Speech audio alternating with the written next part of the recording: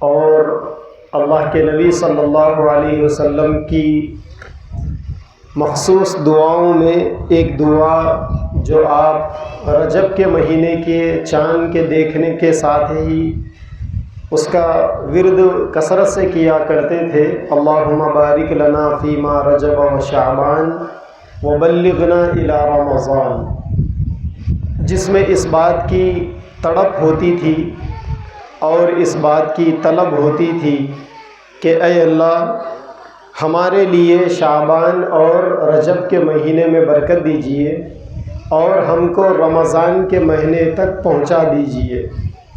گویا رمضان کے مہینے کو پانے کے لیے اللہ کے نبی صلی اللہ علیہ وسلم 2 مہینے پہلے سے دعائیں کیا کرتے تھے، کیونکہ علماء نے کتابوں کے اندر لکھا ہے کہ رمضان کی بہار 2 مہینے پہلے سے شروع ہو جاتی ہے۔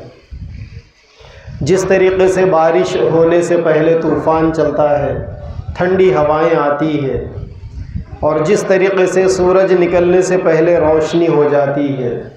آپ دیکھیں آج کل 6:35 پر سورج طلوع ہو رہا ہے، لیکن 6:35 سے پہلے ہی روشنی ظاہر ہو جاتی۔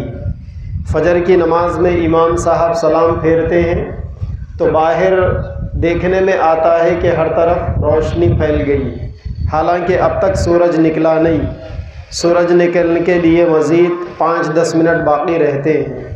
تو یہ دنیا کا دستور ہے، بارش سے پہلے ٹھنڈی ہواؤں کا چلنا اور سورج کے نکلنے سے پہلے روشنی کا پھیلنا۔ جس طریقے سے حسی چیزوں کے اندر ہم محسوس کر سکتے ہیں، اسی طریقے سے روحانی طور پر اللہ تبارک و تعالیٰ نے یہ نظام رکھا ہے کہ رمضان کا مہینہ آنے سے پہلے ہی رمضان کے انوارات بٹنے شروع ہو جاتے ہیں۔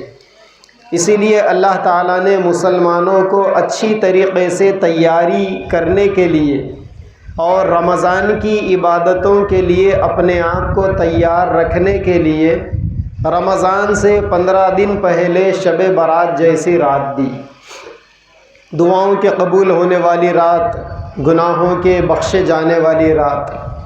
اس رات کو اللہ تبارک و تعالیٰ نے اسی لیے دیا کہ مسلمان رمضان سے پہلے صاف ستھرے ہو جائے، گناہوں سے پاک ہو جائے۔ یہی وجہ ہے کہ اللہ کے نبی صلی اللہ علیہ وسلم رمضان سے پہلے شعبان کے مہینے میں پورا مہینہ روزہ رکھتے تھے۔ آپ نے پوری امت کو 1 مہینہ رمضان کے روزے رکھنے کے لیے کہا، لیکن آپ کا معمول 2 مہینے روزے رکھنے کا تھا۔ رمضان بھر بھی روزے رکھتے تھے اور رمضان سے پہلے شعبان مکمل 1 مہینہ روزہ رکھتے تھے۔ جب ہمارے نبی کو صحابہ نے دیکھا کہ شعبان میں روزے رہ رہے ہیں تو صحابہ بھی روزے رکھنا شروع کیے، تو اللہ کے نبی صلی اللہ علیہ وسلم نے صحابہ کو روک دیا اور یہ کہا کہ تم اگر شعبان کے روزے رکھو گے، کمزور ہو جاؤ گے تو پھر رمضان کے روزے چھوٹ جائیں گے، لہٰذا مجھے کوئی کمزوری نہیں ہوتی، تم روزے مت رکھو۔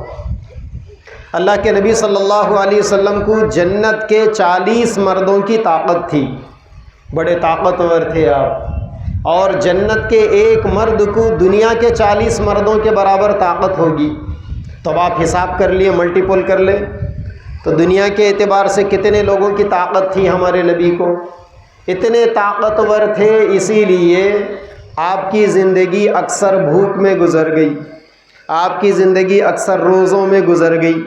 حضرت عائشہ رضی اللہ تعالی عنہ فرماتی ہے کہ میں نے اللہ کے نبی صلی اللہ علیہ وسلم کو ساری زندگی میں کسی ایک دن 2 وقت پیٹ بھر کر کھاتے ہوئے نہیں دیکھا۔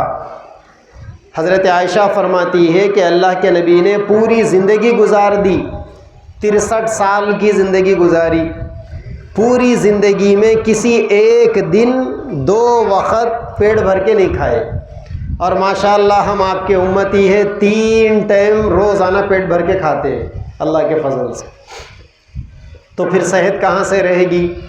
ہمارے نبی نے 63 سال کی زندگی میں ایک دن بھی 2 وقت پیٹ بھر کر کبھی نہیں کھایا، اور آپ کی غذا کیا ہوتی تھی؟ ایک پیالہ دودھ پی لیے 24 گھنٹے گزر گئے، 2-4 کھجور کھا لیے 24 گھنٹے گزر گئے۔ ہمارے پاس اگر صبح سے شام تک بھی کوئی بندہ کھجور کھاتا رہا، 1-2 کلو کھجور بھی اگر کھا لے، اگر اور شام کے وقت کوئی ان سے پوچھے کہ کھانا کھائی کیا، تو وہ بولے گا کھانا نہیں کھایا، حالانکہ صبح سے کھانے کے برابر کھجور کھاتے ہی جا رہے ہیں۔ تو ہمارے پاس کھانے کا مطلب چاول کھانا یا روٹی کھانا ہے، لیکن اللہ کے نبی کے پاس، صحابہ کے پاس وہ سب کچھ نہیں تھا۔ دودھ پی لیے کھانا ہو گیا، کھجور کھا لیے کھانا ہو گیا، لسی پی لیے کھانا ہو گیا۔ تو یعنی پیٹ کے اندر کوئی بھی چیز ڈالنے کا مطلب ان کے پاس کھانا کھانا ہو جانا ہوتا تھا۔ ہمارے پاس جب تک ہم کھانا نہیں کھاتے اس وقت تک ہم یہ نہیں سمجھتے کہ ابھی کھانا ہی نہیں ہوا۔ ابھی آپ سنیں گے رمضان کے بارے میں مسلمانوں کے جو معمولات ہیں، تھوڑی دیر کے بعد بتاؤں گا انشاءاللہ میں آپ کو۔ اب تو ہم بات کر رہے ہیں اللہ کے نبی صلی اللہ علیہ وسلم کی۔ تو ہمارے نبی ساری زندگی آپ نے ایسی گزاری، ایک وقت صبح میں دودھ پی لیے، پھر اگلے دن صبح میں دودھ پینا نصیب ہے، ایک وقت صبح میں کچھ کھا لیے، پھر اگلے دن کچھ کھانا نصیب ہے۔ ایسا پوری زندگی ہمارے نبی نے نکالا۔ اور حضرت عائشہ رضی اللہ تعالیٰ عنہ فرماتی ہے کہ 3 مہینے گزر جاتے تھے گھر میں چولہا نہیں جلتا، 3 مہینے گزر جاتے تھے گھر میں چولہا نہیں جلتا تھا۔ اچھا، اس زمانے کے اندر گھر میں چولہا کیوں جلاتے تھے؟ ہمارے جیسا پابندی سے، اہتمام سے پکوان نہیں ہوتا تھا۔ ہمارے پاس تو ایک وقت میں کئی قسم کے کھانے ہوتے ہیں۔ اس وقت ہماری قوم میں منگ کر کھانے والے لوگوں کو جتنا کچھ نصیب ہے، صحابہ میں ارب پتی کھرب پتی صحابہ نے بھی کبھی ویسے بھی کھانے نہیں کھائے۔ اس وقت منگ کے کھانے والا جتنا کھاتا ہے نا، کما کے کھانے والا نہیں، منگ کے کھانے والا بھی جتنا اچھا اس زمانے میں کھا رہا ہے۔ صحابہ کے زمانے میں ملینار صحابی جو ملٹی ملینار تھے، ملٹی بلینار تھے، ایسے صحابہ نے پوری زندگی میں کبھی ویسا کھانا نہیں کھایا۔ ان کے کھانے بالکل سادے، ان کے پہناوے بالکل سادے، کپڑے سادے، اور ان کی زندگی گزارنے کا طور طریقہ بالکل سادہ ہوتا تھا۔ اسی لیے ان کی زندگیوں میں بیماری نام کی چیز نہیں تھی۔ اور ہم بالکل کھاتے ہیں، پیٹ بھر کر کھاتے ہیں، اور کھا کر یہ کہتے ہیں کہ اللہ دیا تو کھائے۔ ہمارا حال یہ ہے کہ پوری بیماریاں مسلمانوں کے اندر ہیں۔ اور آپ دیکھیں گے کہ بڑے بڑے ہاسپٹلس مسلمانوں کے گھروں کے قریب ملیں گے آپ کو، شہروں میں چلے جائیے آپ، اور دواخانوں میں جا کر ریسیپشن کے بازو میں کرسی ڈال کر بیٹھ جائیے، بڑی بڑی بیماریوں کا علاج کرانے کے لیے آنے والے مسلمان۔ کیوں بھائی؟ ان کو ہارٹ کی بیماری، ان کو شوگر کی بیماری، ان کو ڈائلسس کی بیماری، ان کو کینسر کی بیماری، ساری بیماریاں مسلمان اپنے جسم میں پال رہے ہیں۔ وجہ یہ ہے کہ یہ زیادہ کھاتے ہیں۔ ساری بیماریوں کی جڑ زیادہ کھانا ہے۔ اسی لیے سیدنا علی رضی اللہ تعالیٰ عنہ نے 1400 سال پہلے یہ پتے کی بات بتا دی، ہم بھول گئے۔ حضرت علی رضی اللہ عنہ نے بتایا کہ پیٹ بھر کر کھانے میں ایک فائدہ بھی نہیں ہے، اور بھوکا رہنے میں 1000 فائدے ہیں۔ بھوکا رہنے میں 1000 فائدے ہیں۔ کیسے ہے؟ ابھی میں آپ کو بتاؤں گا رمضان کے روزوں کے بارے میں۔ تو اللہ کے نبی صلی اللہ علیہ وسلم ساری زندگی میں کبھی پیٹ بھر کر نہیں کھائے، 63 سال کی زندگی جی، اور آپ کی زندگی میں اتنا اسٹرگل ہوا، اتنی قربانیاں آپ نے دی کہ ہم سب مل کر، ہمارے اس پورے محلے کے نوجوان مسلمان مرد عورتیں مل کر اتنی قربانیاں نہیں دے سکتے، چاہ کر بھی نہیں دے سکتے۔ 63 سال کی عمر میں ہمارے نبی نے 28 جنگیں لڑی، اور جتنا سفر کیا آپ نے، سینکڑوں ہزاروں کلومیٹر پیدل چلے۔ اگر ہم وہ سب کچھ کرتے ہیں تو ہم یہ سمجھتے ہیں کہ پہلے پیٹ بھر کر کھائے تو یہ سب کچھ ہوگا۔ حالانکہ ہمیں سمجھنا چاہیے کہ ریس کے اندر جب گھوڑے کو دوڑایا جاتا ہے نا، کل صبح میں اگر ریس ہوتی ہے تو گھوڑے کو آج بھوکا رکھا جاتا ہے، کیونکہ ریس میں گھوڑوں کو دوڑانے والے خوب اچھی طریقے سے جانتے ہیں کہ گھوڑا اگر پیٹ بھر کر کھا لیا تو دوڑ نہیں سکتا ہے۔ تو گھوڑا اگر پیٹ بھر کر کھا لیا تو دوڑ نہیں سکتا، یہ مسلمان پیٹ بھر کر کھا لیا تو اللہ کی عبادتوں میں کیسے جستجو دکھا سکتا ہے یہ؟ بہرحال تو اللہ کے نبی صلی اللہ علیہ وسلم رمضان آنے سے 2 مہینے پہلے سے 1 مہینہ پہلے سے روزے رکھنا شروع کر دیتے، اور 2 مہینہ پہلے سے دعائیں ہوتی تھی رمضان کے لیے، کیونکہ اللہ تعالیٰ نے رمضان کو ایسی برکتوں والا مہینہ بنایا اور ایسی رحمتیں اللہ تعالیٰ کی رمضان کے مہینے میں اترتی ہے۔ علماء نے لکھا ہے کہ اللہ تعالیٰ رمضان میں جو رحمتیں اتارتے ہیں، جو برکتیں نازل ہوتی ہے، اور سال بھر جو رحمتیں برکتیں نازل ہوتی ہے، سال بھر کی رحمتیں برکتیں یا پوری زندگی کی رحمتیں برکتیں رمضان کے ایک قطرے کی رحمتوں کی برابری نہیں کر سکتے۔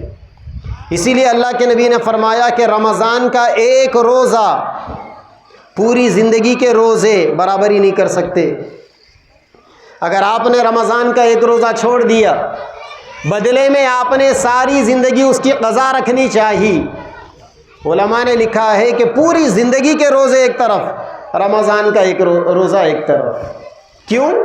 کیونکہ اللہ نے نظام ایسا بنایا۔ موٹی سی بات ہے، ایک کمپنی ہے، ملٹی نیشنل کمپنی ہے، آج کل ملٹی نیشنل کمپنیوں کا ہر طرف دور ہے۔ اس کمپنی کے اندر الگ الگ کیٹیگریز کے انجینئرس ہیں، اور سب کے اپنے اپنے ڈیوٹی کے ٹائمز ہیں، اور ہر بندہ جو ڈیوٹی کرتا ہے وہ بڑا امپورٹنٹ ہے۔ اگر وہ ڈیوٹی پر رپورٹ نہیں کرے گا کمپنی کے ٹائمنگ پر، تو کمپنی کو اربوں خربوں کا نقصان ہو سکتا ہے۔ یہ کمپنی کا قانون ہے۔ اب کمپنی نے آپشن رکھا ہے کہ آپ اگر چاہو تو پارٹ ٹائم جاب بھی کر سکتے ہو، اور کمپنی نے یہ کہا کہ جو بندہ بھی ڈیوٹی کرنا ہے صرف 4 گھنٹے اس کی ڈیوٹی ہے، اور کمپنی اس کو 10 لاکھ روپے تنخواہ دے گی۔ اور جو لوگ 4 گھنٹے کی ڈیوٹی کے بعد پارٹ ٹائم جاب کرنا چاہ رہے ہیں، ان کے لیے 16 گھنٹے پارٹ ٹائم جاب کرنے کی اجازت ہے، یا 20 گھنٹے وہ کر سکتے، مگر ان کو 1 گھنٹے کے 10 لاکھ نہیں ملیں گے۔ جیسا 4 گھنٹے کے ہر گھنٹے کے 10 لاکھ، 4 گھنٹے کے 40 لاکھ مل رہے تھے، 1 گھنٹے کے ان کو 100 روپے ملیں گے۔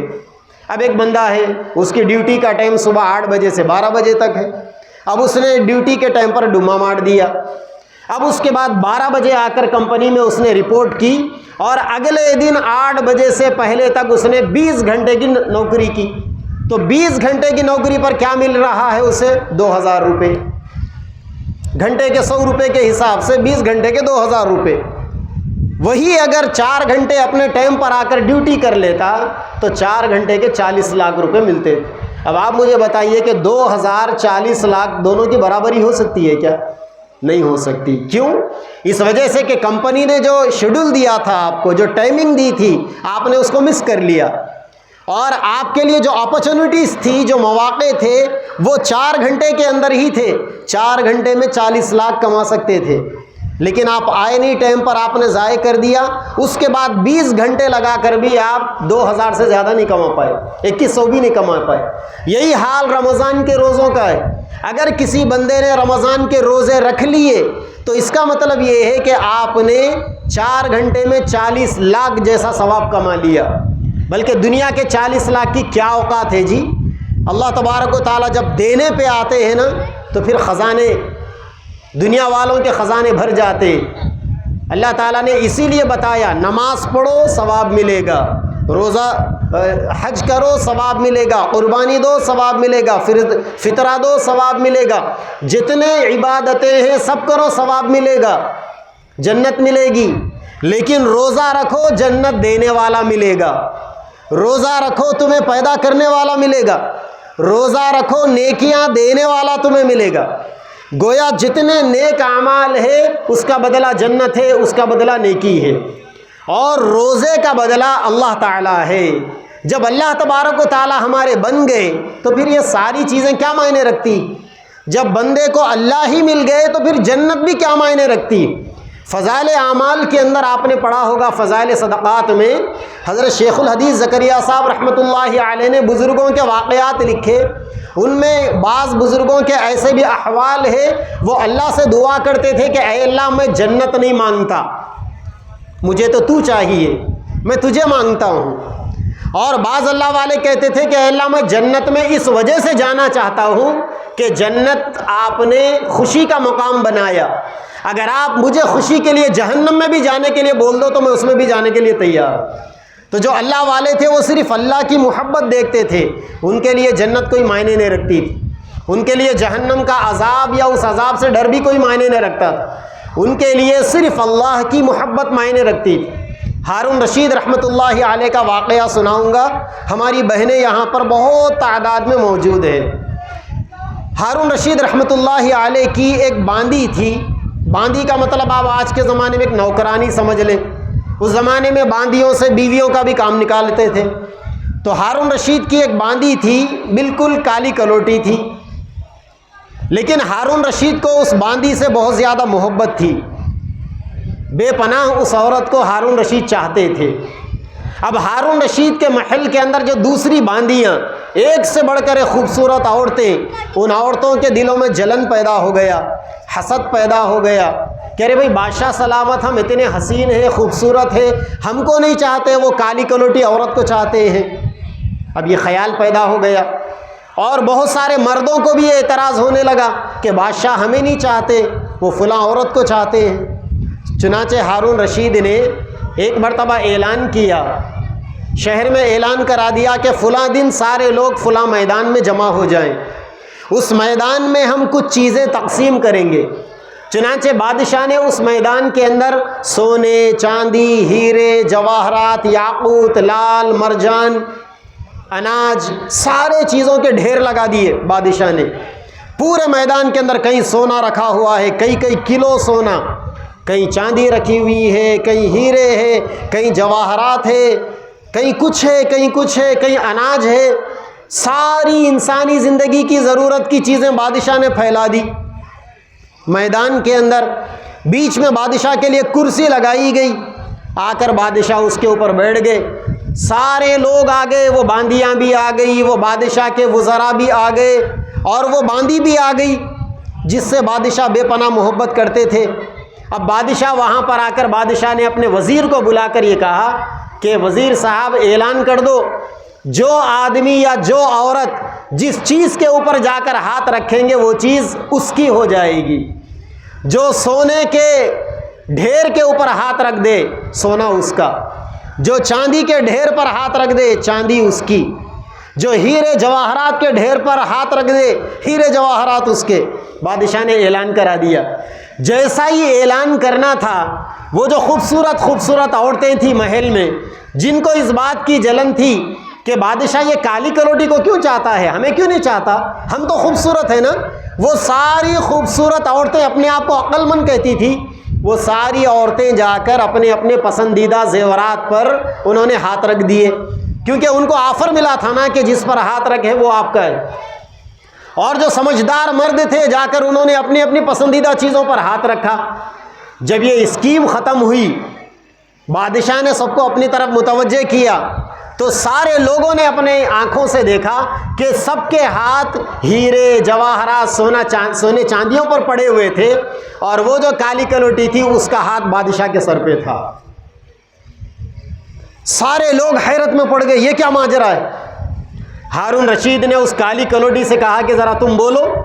تو پھر وہ کالی کلوٹی جس کو ہارون رشید بے پناہ چاہتے تھے کہنے لگی کہ دیکھو بادشاہ نے جب آفر دے دیا کہ اس میدان کے اندر جتنی چیزیں ہیں، جو آدمی جو عورت جس چیز پر ہاتھ رکھ لے وہ چیز اس کی، تو تم لوگ دنیا کی دولت کے پیچھے بھاگے، اور تم کو دنیا کی دولت دینے والے بادشاہ کے اوپر میں نے ہاتھ رکھ دیا۔ جب بادشاہ میرا ہو گیا تو بادشاہ کے سلطنت کی ساری نعمتیں میری ہو گئی۔ تو روزہ ایک ایسی عبادت ہے جو بادشاہوں پر ہاتھ رکھنے کا سامان کرتی۔ ہم ہاتھ تو نہیں رکھتے اللہ میاں کے اوپر، لیکن اللہ تعالیٰ کی محبت حاصل ہوتی ہے روزے کے ذریعے سے۔ اور یہ روزہ اللہ تبارک و تعالیٰ نے رمضان میں رکھا، 29 روزے یا 30 روزے۔ اور رمضان کو اللہ تعالیٰ نے اتنی برکتوں والا مہینہ اس وجہ سے بنایا کیونکہ رمضان میں اللہ نے قرآن کو اتارا۔ اور قرآن کس چیز کا نام ہے؟ میں بیان کر رہا ہوں، میرے اندر سے یہ جو الفاظ نکل رہے ہیں یہ میری باتیں، اور یہ جو پورا قرآن ہے یہ اللہ کی باتیں۔ اللہ کی باتیں ہماری زبان سے نکل رہی، ہم بول رہے ہیں الف لام میم، یہ اللہ کی بات ہے، مگر ایک گنہگار بندے کے زبان سے ادا ہو رہی ہے۔ قرآن مجید کا مطلب اللہ تبارک و تعالیٰ نے اپنی باتوں کو، اپنے کلام کو اللہ تعالیٰ نے الفاظ کا لباس پہنا دیا، ہماری آوازوں کا لباس پہنا دیا۔ یہ جو قرآن الف لام میم ذالک الکتاب لا ریب فیہ سے لے کر من الجنۃ والناس تک جو ہم قرآن پڑھ رہے ہیں، یہ دراصل اللہ کی باتیں ہیں جو ہماری گنہگار زبانوں سے ادا ہو رہی۔ یہ قرآن مجید کی برکت ہے کہ اللہ تبارک و تعالیٰ نے رمضان کے مبارک مہینے میں روزے رکھے۔ چنانچہ رمضان کی دو بڑی عبادتیں، ایک قرآن کی تلاوت اور دوسرے روزے، اور اللہ تعالیٰ نے روزوں کو فرض کیا، قرآن کی تلاوت فرض نہیں ہے۔ اللہ تعالیٰ نے ایک عمل کو فرض کیا اور دوسرے عمل کو بھی رکھا، یہ دیکھنے کے لیے کہ فرض پر عمل ہر مسلمان کو کرنا ہے، ہر مسلمان مرد اور عورت کو فرض پر عمل کرنا ہے، لیکن اللہ تعالیٰ یہ بھی دیکھنا چاہتے ہیں کہ کس کس بندے کو مجھ سے محبت ہے، کس کس بندی کو مجھ سے محبت ہے جو میری قرآن مجید کو پڑھتے ہوئے رمضان کے مہینے کو گزاریں گے۔ محبتوں کے تقاضے کو بھانپنے کے لیے اللہ تعالیٰ نے قرآن کو فرض نہیں کیا، ورنہ رمضان میں قرآن کا پڑھنا بھی اگر فرض ہو جاتا تو ہم میں سے جو لوگ قرآن پڑھنا نہیں جانتے ان کے لیے بڑی مصیبت ہو جاتی۔ تو میرے بھائیوں، اللہ کی جتنی کتابیں تھیں نا، تورات، زبور، انجیل، اور جتنے صحیفے اللہ تعالیٰ نے اتارے اور سب سے اخیر میں قرآن مجید اللہ نے نازل کیا، یہ ساری کتابیں، سارے صحیفے اللہ نے رمضان میں اتارے، اور قرآن مجید اللہ نے رمضان کے آخری 6 راتوں کے اندر اتارا۔ اسی لیے شب قدر کو بھی اللہ تعالیٰ نے رمضان کی اخیر کی راتوں میں رکھ دیا۔ شب قدر کتنی بڑی عبادت، پوری دنیا کے اندر عبادتوں کا جو سب سے اچھا وقت ہو سکتا ہے، شب قدر سے بڑھ کر کوئی اچھا وقت عبادتوں کا نہیں ہو سکتا، کیونکہ اللہ تعالیٰ نے ایک رات کے چند گھنٹوں کی عبادت کو 83 سال کی عبادت کے برابر بنا دیا۔ کوئی بندہ اگر شب قدر کی ایک رات عبادت کر لے تو اس بندے کو 1000 مہینوں کی عبادت کا ثواب ملے گا۔ تو آپ یہ بول سکتے ہیں کہ پھر اللہ تعالیٰ بتا دینا تھا شب قدر فلاں رات میں ہے، جیسا شب برات کے بارے میں۔ دراصل بات ایسی ہے کہ دنیا میں قیمتی چیزوں کو چھپایا جاتا ہے، قیمتی چیزوں کو چھپایا جاتا ہے۔ دنیا کے اندر الماریوں میں لاکر کیوں بنتے ہیں؟ بینکوں کے اندر لاکروں کو کیوں رکھا جاتا ہے؟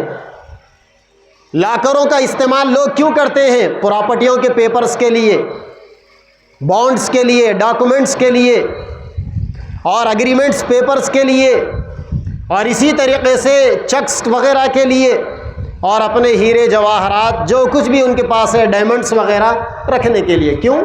کیونکہ وہ سستی چیزیں نہیں ہیں نا، اس کو چورستے پر نہیں رکھا جاتا، اس کو گھر کے سامنے سیڑھیوں کے اوپر رکھ کر کوئی نہیں سوتا عقل مند، کیونکہ وہ قیمتی چیزیں ہیں، چھپا کر رکھی جاتی۔ جب دنیا کی یہ گھٹیا چیزیں اتنی قیمتی ہے کہ ان کو چھپا کر رکھا جاتا ہے، تو پھر اللہ تبارک و تعالیٰ نے شب قدر جیسی رات کو بھی چھپا کر رکھا، تو اس میں اعتراض کیوں ہو رہا ہے؟ اچھا، دنیا کی جو دولتیں ہیں، آپ کی دولت پر میں نہیں پہنچ سکتا، آپ کے لاکر تک میری پہنچ نہیں ہو سکتی، لیکن اللہ تبارک و تعالیٰ نے ایک دولت ایسی رکھی ہے جہاں تک ہم میں سے ہر کوئی پہنچ سکتے ہیں۔ بس آسان کام ہے، آسان کام یہ ہے کہ رمضان کے 30 راتیں یا 29 راتیں پوری جاگ کر عبادتوں میں گزار دو، شب قدر مل جائے گی۔ اللہ نے پرچہ آؤٹ کر دیا پہلے سے ہی، اور یہ بتا دیا کہ شب قدر رمضان کے مہینے کی کوئی نہ کوئی رات ہوگی، اور اس میں بھی آسان کام یہ کر دیا کہ اخیر کے 10 دنوں میں سے کوئی ایک رات ہوگی۔ جب یہ بات طے ہے کہ اخیر کے 10 دنوں میں شب قدر ہوگی، تو پھر ہم کو شب قدر جیسی رات کو پانے کے لیے 10 راتوں کی اگر نیند قربان کرنی پڑے تو کیوں نہیں کریں گے ہم؟ اگر ہمیں کوئی یہ آفر دے کہ آپ 10 راتیں آؤ میرے گھر کے سامنے بیٹھو، 10 راتیں آپ سونا نہیں، میں CCTV کیمرہ لگا کے آپ کی نگرانی کروں گا، چنانچہ 10 راتوں کے بعد جب میں دیکھوں گا آپ رات میں 1 سیکنڈ کے لیے بھی نہیں سوئے، تو 11ویں دن میں آپ کو 10 لاکھ روپے انعام دوں گا۔ تو بتائیے ہم میں سے کتنی بہنیں ایسی ہیں جو یہ گولڈن چانس کو مس کریں گی؟ ہم میں سے کتنے بھائی ایسے ہیں جو اس چانس کو مس کریں گے؟ سب جاگے رہیں گے، نیند اگر نہ بھی آئے تھرماس میں چائے لے کے بیٹھیں گے، پانی رکھ کے بیٹھیں گے۔ ابھی ایک صاحب بول رہے تھے، چھوٹے صاحب، رات میں نیند نہیں آنے کے لیے چاکلیٹ چبانا کہتے، چاکلیٹ چبائے تو رات میں نیند نہیں آئی تھی۔ وہ بچوں کے ساتھ ہوتا ہوگا، اپنے ساتھ نہیں ہوتا نا ویسا، تو بچوں کا تجربہ ہے، وہ بڑوں کو آتی نیند۔ تو اگر کوئی یہ آفر دے دے کہ آپ 10 راتیں جاگیں گے تو 10 لاکھ روپے آپ کو انعام ملے گا، تو ہم ضرور جاگیں گے انعام پانے کے لیے۔ لیکن اللہ تبارک و تعالیٰ نے ہمارے لیے وہ کنڈیشن بھی نہیں رکھا۔ اللہ نے یہ نہیں کہا کہ پوری رات بھر جاگنا ہے، اللہ نے یہ کہا کہ اس رات کے کسی حصے میں بھی عبادت کر لو بس۔ اگر 10 گھنٹے کی رات ہے، آدھا گھنٹہ عبادت کر لو، شب قدر کا ثواب دے دوں گا آپ کو۔ 8 گھنٹے کی راتیں ہیں، آپ اپنی بشاشت سے کچھ عبادت کر لو، آپ کو دے دوں گا ثواب۔ اتنا اچھا موقع، اتنا اچھا چانس اللہ تبارک و تعالیٰ نے دیا، لیکن ہم کتنے بڑے نادان ہیں کہ اللہ تعالیٰ کے دیے ہوئے اس چانس کو ضائع کر رہے ہیں۔ اسی لیے میرے بھائیوں، پیاری بہنوں، زیادہ لمبی بات نہیں کرنی ہے، 10:30 بجے تک ٹائم ہے، آدھا گھنٹہ باقی ہے۔ رمضان کا جو مبارک مہینہ آ رہا ہے، اگر رمضان کے لیے ہمارے نبی 2 مہینے پہلے سے دعائیں کرتے تھے، تو پھر کیوں ہم لوگ رمضان کو آنے کے بعد ضائع کرتے؟ حدیث پاک کے اندر ہے کہ جو بندہ روزہ رکھتا ہے، فضا میں اڑنے والے پرندے اس بندے کی مغفرت کے لیے دعائیں کرتے ہیں۔ جو بندہ رمضان میں روزے رکھتا ہے، عبادتیں کرتا ہے، روئے زمین کے اوپر چرنے والے جانور اس کے لیے دعائیں کرتے ہیں، یہاں تک کہ چونٹیاں اپنے بلوں کے اندر اس بندے کے لیے دعائیں کرتی۔ اور یہاں تک بتایا میرے نبی نے کہ جو بندہ رمضان میں عبادتیں کرتا ہے، روزے رکھتا ہے، اس کے لیے سمندر کی مچھلیاں تک دعائیں کرتی۔ اتنی بڑی عبادت۔ جو بندہ رمضان کو غنیمت جانے، رمضان میں عبادتیں کر لے، اس کے لیے اللہ کی ساری مخلوق دعائیں کر رہی، جبریل امین دعائیں کر رہے، اللہ تبارک و تعالیٰ کے فرشتوں کی سب سے بڑی جماعت عرش اعظم کے پاس ہے۔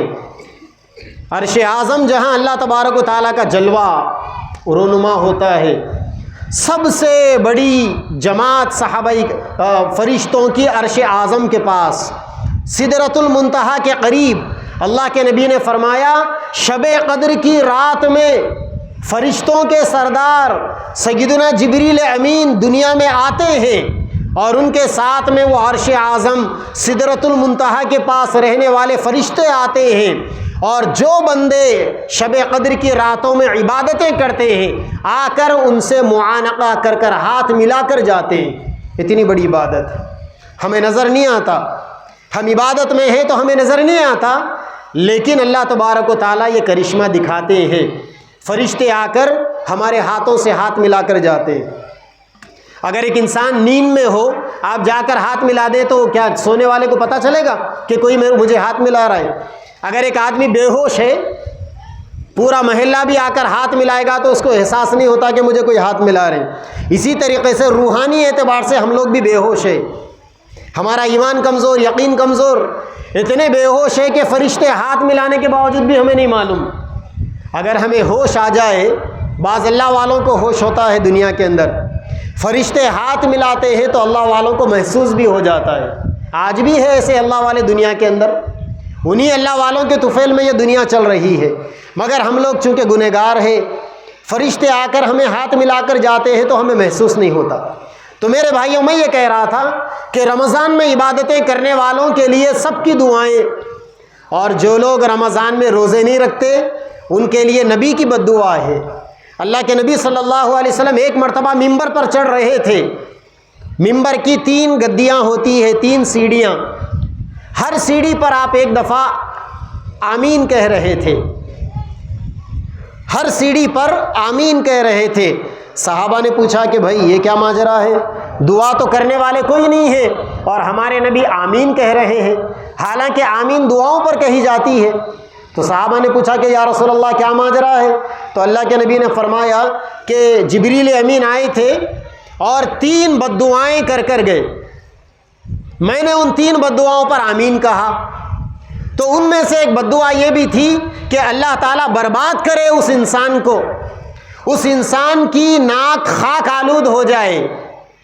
وہ کہتے نا ہمارے پاس پرانی عورتیں، بوڑھی عورتیں کہتی تھی اس کی مٹی پلید ہو، اس کا نام مٹی میں ملاؤ، بد دعائیں دیتی تھی عورتیں، اب دیتے نہیں معلوم، یہ بولتے تھے۔ عربی کے اندر بھی رغم انف امرئن، یہ ایک عربی کا ایک مشہور جملہ ہے، اس کا ترجمہ وہی ہے جو ہمارے پاس بولتے نا تیرا نام مٹی میں ملاؤ، تیرا منہ مٹی میں ملاؤ، تیری عزت مٹی میں ملاؤ۔ تو یہ جو مٹی میں ملانے والی جو باتیں ہیں نا، عرب کے اندر رغم انف امرئن یہ کہا جاتا تھا، اس کا ترجمہ اس انسان کی ناک میں مٹی آ جائے۔ مٹی کب آئے گی ناک میں؟ جب آدمی مٹی میں منہ رگڑے گا، ناک لگڑے گا تو ہی آئے گی نا۔ وہ بہت زیادہ بد دعا یا بہت زیادہ ذلیل سمجھے جانے کی ایک مثال سمجھی جاتی تھی وہ۔ تو اللہ کے نبی نے فرمایا اللہ تعالیٰ اس انسان کو برباد کرے، اس انسان کی ناک کو اللہ تعالیٰ مٹی میں ملائے جس انسان کی زندگی میں رمضان آیا اور اس نے عبادتیں کر اللہ کو راضی نہیں کیا۔ دیکھو کتنی خطرناک بات ہے۔ ایک خوشی کی بات یہ ہے کہ جو بندہ یا جو بندی رمضان میں روزے رکھتے ہیں، عبادتیں کرتے ہیں، ان کے لیے فرشتوں سے لے کر چونٹیوں تک دعائیں دیتے، اور جو بندہ یا جو بندی رمضان میں روزے نہیں رکھتے، رمضان کا صحیح استعمال نہیں کرتے، ان کے لیے نبی کی بد دعا ہے، جبریل امین کی بد دعا ہے۔ کبھی کبھی تو مجھے یہ خیال آتا ہے کہ اس وقت پوری مسلمان قوم بزدل بنی ہوئی ہے، بے غیرت بنی ہوئی ہے، بے حیثیت بنی ہوئی ہے پوری دنیا کے اندر۔ کہیں ایسا تو نہیں ہے کہ ہم لوگ رمضان میں عبادتیں نہیں کر نبی کی بد دعا لگنے کی وجہ سے یہ نحوست ہمارا پیچھا کر رہی؟ کبھی کبھی سوچ آتی ہے مجھے، یہ آپ کو بھی یہ سوچ آنی چاہیے۔ جب نبی کی بد دعا ہمیں لگ جائے تو پھر دنیا کی کون سی طاقت ہے ہمیں عزت دلانے والی، دولت دلانے والی، شہرت دلانے والی، حکومت دلانے والی، چین و سکون دلانے والی؟ اسی لیے میرے بھائیوں، پیاری بہنوں، رمضان کا مہینہ ہے، بچ بچ کے ڈر کے قدردانی کرنا چاہیے۔ کیوں کرنا چاہیے؟ اللہ تبارک و تعالیٰ نے بتایا لعلکم تتقون، میں نے روزے تم پر اس وجہ سے فرض کیے تاکہ تم تقوی والے بن جاؤ، اللہ والے بن جاؤ۔ ایک مہینے کے روزے سے بندہ اللہ والا بن سکتا ہے، ایک مہینے کے روزے سے بندہ تقوی والا بن سکتا ہے۔ یہ تقوی والا کیا چیز ہے؟ اللہ نے قرآن میں فرمایا ان اکرمکم عند اللہ اتقاکم، تم میں سب سے زیادہ عزت دار اللہ کی نظروں میں تقوی والا ہے۔ میرے رب کی نظروں میں دنیا کے بادشاہوں کی کوڑی کی اوقات نہیں۔ ارے خدا کی بات تو بہت آگے کی چیز ہے، دنیا میں جو اللہ والے ہیں نا، ان کی نظروں میں کسی بادشاہ کی کوئی اوقات نہیں۔ بڑے بڑے اللہ والے بھی یہ دنیا کے بڑے بڑے بادشاہوں کو چارہ نہیں ڈالتے، خاطر میں نہیں لاتے، ان کو بن گئے منسٹر، بن گئے وزیر اعظم، بن گئے امریکہ کے صدر تک بن گئے، پوری دنیا کے بادشاہ بن گئے، دولت مند بن گئے۔ اللہ والوں کی نظروں میں کسی کی کوئی اوقات نہیں۔ جب اللہ والوں کی نظروں میں وہ اپنا مقام نہیں پا سکا تو اللہ کی نظروں میں کیا مقام پائے گا؟ اللہ کی نظروں میں تو یہ ساری دنیا مکڑی کے جالے کی حیثیت نہیں رکھتی، مچھر کے پر کے برابر کی حیثیت نہیں رکھتی، یہ ساری دنیا کوئی اوقات نہیں رکھتی اللہ کی نظروں میں۔ ایک بادشاہ، یہ دنیا کی دولت، کیا چیزیں ہیں یہ سب؟ اللہ کی نظروں میں اگر کوئی عزت والا ہے، تقوی والا ہے وہ۔ اور تقوی والا کون؟ دو معنی تقوی کے سمجھ لو، اللہ کی محبت میں نیکی کرنے والا اور اللہ کی ناراضگی سے ڈرتے ہوئے اپنے آپ کو گناہوں سے بچانے والے کو تقوی والا کہتے ہیں۔ اور یہ خوبی پیدا ہوتی ہے روزے کی برکت سے۔ آپ اگر روزہ رکھیں گے تو تقوی ملے گا آپ کو۔ آپ کہیں گے کہ صاحب زندگیاں گزر گئے روزہ رکھتے رکھتے، اب تک وہ تقوی نہیں ملا، کبھی نیکی، اللہ کی محبت میں نیکی کرنے کا جذبہ نہیں آیا، اللہ سے ڈر کر گناہوں سے بچنے کا جذبہ نہیں آیا۔ آپ یہ سوال کر سکتے، اس کا جواب بھی ہے۔ اس کا جواب یہ ہے کہ آپ نے زندگی میں 20 رمضان گزار دیے، مگر آپ کی زندگی میں تقویٰ نہیں آیا، اس کا مطلب یہ ہوا کہ رمضان جیسا گزارنا تھا آپ نے ویسا نہیں گزارا، روزے جیسے رکھنے تھے آپ نے ویسے نہیں رکھے۔ تو پھر رمضان کے روزے کیسے رکھنے تھے؟ رمضان کے روزے ویسے رکھنے تھے جیسا میرے نبی نے رکھا۔ میرے نبی کے روزے کیسے؟ میرے نبی کے رمضان کے بہت سے روزے ایک آدھ کھجور سحری میں کھاتے تھے بس، اور میرے نبی کی زندگی میں ایسے 20 روزے گزر گئے، افطار میں پانی کے اوپر افطار ہوتا تھا۔ اب ہمارے پاس دن بھر بھوکا رہنے کے بہانے سے سحری میں پیٹ بھر کے کھانا ہے، اور دن بھر بھوکا تھے اس بہانے سے افطار میں دبا کے ٹکانا ہے، اور افطار بھی اللہ کی پناہ۔ ابھی میں نے بتایا نا کہ ہمارے پاس جب تک چاول یا روٹی نہیں کھاتے تب تک کھانا کھانا نہیں سمجھتے۔ افطار میں پورا فروٹ صاف کر رہے ہیں دسترخوان کا، افطار کے بعد دہی وڑے کھا رہے، حلیم کھا رہے، حریص کھا رہے، نئے نئے ڈشز جو رمضان کے لیے خاص ہے کھا رہے۔ پھر بھی اگر کوئی پوچھے کھانا ہو گیا، کھانا نہیں ہوا، پیٹ بھرا ہوا ہے، سب ہو گیا اللہ کی پناہ۔ صحابہ پورے مہینے میں جتنا نہیں کھاتے تھے انہوں افطار سے لے کے تراویح سے پہلے تک کھا لیے، یا کھانے کا دستر لگنے سے پہلے تک کھا لیے۔ پھر بھی کوئی پوچھ رہا کھانا ہو گیا، نہیں ہوا کھانا، کیونکہ چاول نہیں گیا اندر، کیونکہ روٹی نہیں گئی اندر۔ میرے نبی کی زندگی کی افطاریاں ایسے نہیں تھی، میرے نبی کی زندگی کے سحریاں ایسے نہیں تھی، سادہ سیدھا سحری ہوتی تھی صحابہ کی، 2-4 گھٹ دودھ پی لیے، نیت کر لیے، چند کھجوریں کھا لیے، نیت کر لیے۔ اگر بہت کچھ اللہ تعالیٰ کسی کو دے دیا، تھوڑا بہت گوشت آیا، ابھی میں نے بتایا نا کہ اماں جان عائشہ فرماتی ہے کہ نبی کے گھر میں 3 مہینے چولہا نہیں جلتا تھا۔ تو چولہا کیوں جلتا تھا؟ جب بھی جلتا تھا گوشت کو بھون کے کھاتے تھے، اور اصل صحت بھی گوشت کو بھون کے کھانے میں، تل کے کھانے میں نہیں۔ گوشت کو، مچھلیوں کو تل کے کھانے کا مطلب زہر بنا کے کھانا ہے، یاد رکھو۔ اچھا مسلمانوں کا ڈائٹ سسٹم، ڈائٹ پلان بھی بالکل زیرو۔ یہی وجہ ہے کہ بیماریاں گھیری ہوئی، دن بھر بھوکا رہیں گے اور افطار کے اندر جنک فوڈ کھائیں گے، جنک فوڈ، زہریلے کھانے افطار کے اندر کھائیں گے۔ وہ کیا ہے؟ سب سے زیادہ مرچیاں، بھجیے، میسوری بھجیے رمضان میں بکتے ہیں، ہر گھر میں آتے ہیں۔ وہ دن بھر بھوکا تھے روزے کی حالت میں، افطار کے اندر زہر کھا لیے، آئل فوڈ ہے، زہر کھا لیے آپ۔ کب بچیں گے اس سے؟ جب تک آپ کی ایک آدھ مرتبہ سرجری نہیں ہوتی اس وقت تک آپ آئل سے نہیں بچیں گے۔ یاد رکھو، اسلام نے جیسا ڈائٹ سسٹم بتایا نا، پوری دنیا کے آج تک کے کوئی ڈاکٹر ویسا ڈائٹ سسٹم نہیں بتا سکتے۔ اور میرے نبی کے پورے ڈشز میں پوری زندگی میں سوائے زیتون کے تیل کو کھانے کے، میرے نبی کی پوری ڈشز میں کوئی اور تیل کو کھانے کا تصور نہیں ملے گا آپ کو۔ یہ جتنے بھی تیل کھا رہے ہیں آپ، پورا زہر کھا رہے ہیں آپ۔ اب اگر اس کے اوپر بات کریں گے تو لمبی بات ہو جائے گی۔